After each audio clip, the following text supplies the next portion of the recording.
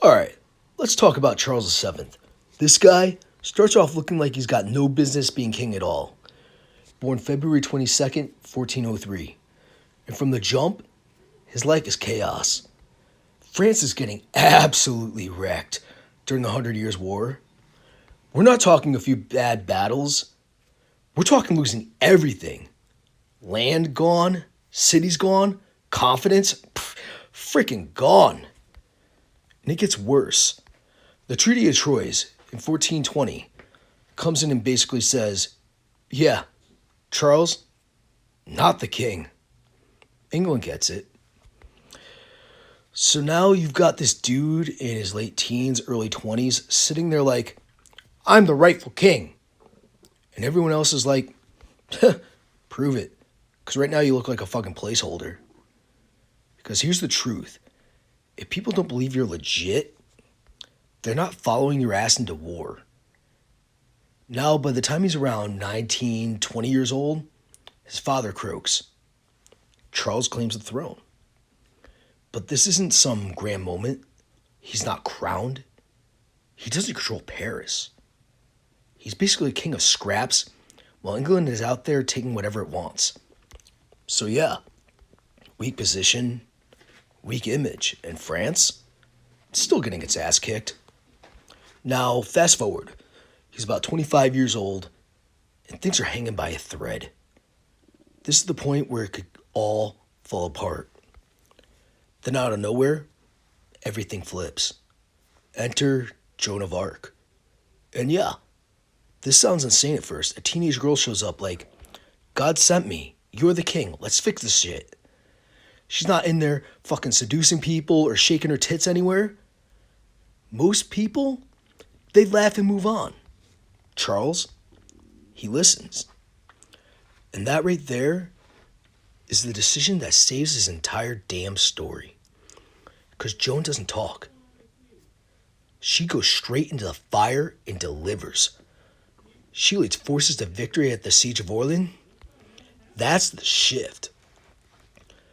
That's when France stops getting steamrolled. That's when people start thinking, hold up, maybe we're not done yet. Now, here's the critical moment. Joan pushes him to get crowned. Because until that happens, he's just a guy that's claiming power. So at 26 years old in 1429, he walks into Reims Cathedral and gets crowned King of France. And that moment, that's everything. Because in France, kings aren't just rulers. They're seen as chosen by God himself. So once the crown hits his head, that doubt starts dying. Now people believe. Now they follow. Now the war shifts. But here's where it gets ugly.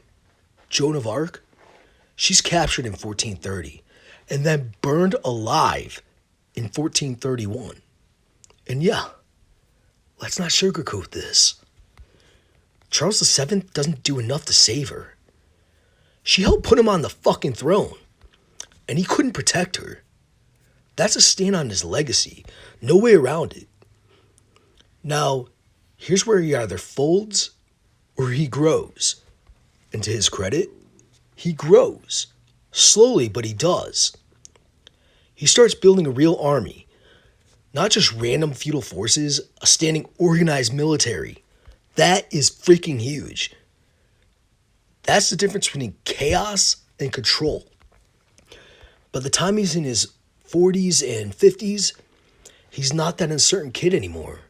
He's pushing back, winning ground, taking territory back from the English.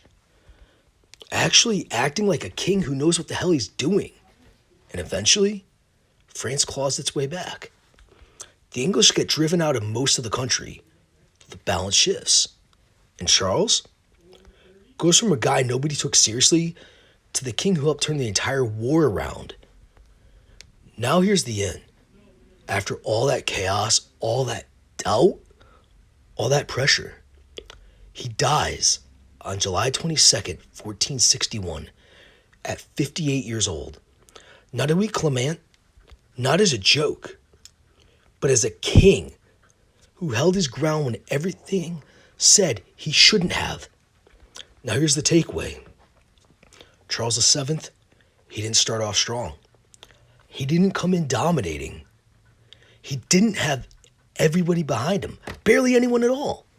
He was doubted, overlooked, and damn near written off. But when everything was collapsing, he made the right call when it mattered, and then grew into the role. Because leadership isn't always about being the strongest at the start. Sometimes it's about not breaking. When everything is trying to break you. And this guy, for all his flaws, he didn't break.